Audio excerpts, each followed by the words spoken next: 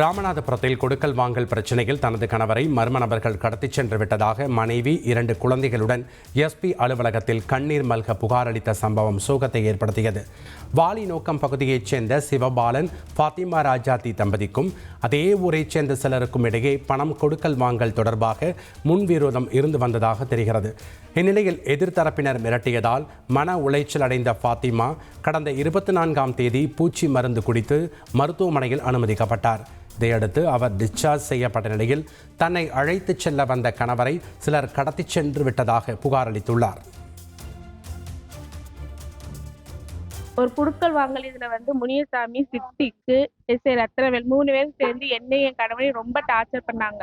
SI என்னை என் கணவனையும் சுற்றுவேன், உங்களை எஃப்ஐஆர்ல போட்டுருவேன், என்கவுண்டர் உள்ளதுக்கு ரொம்ப மன டார்ச்சர் பண்ணுவோம். எனக்கு ரொம்ப மன இதாயிடுச்சு. அப்ப அந்த நைட் நான் பூச்சிக்கொல்லி மருந்து சாப்பிட்டேன். இப்ப என் கணவன் என் குழந்தையில என்னை கூப்பிட வரையில போன் அடிச்சு 2 பேர் கீழே வர சொன்னாங்க.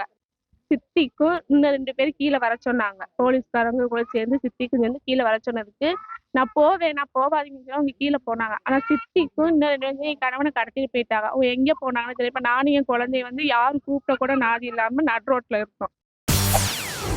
செய்திகளை உடனுக்குடன் தெரிந்து கொள்ள உடனே சப்ஸ்கிரைப் பண்ணுங்க.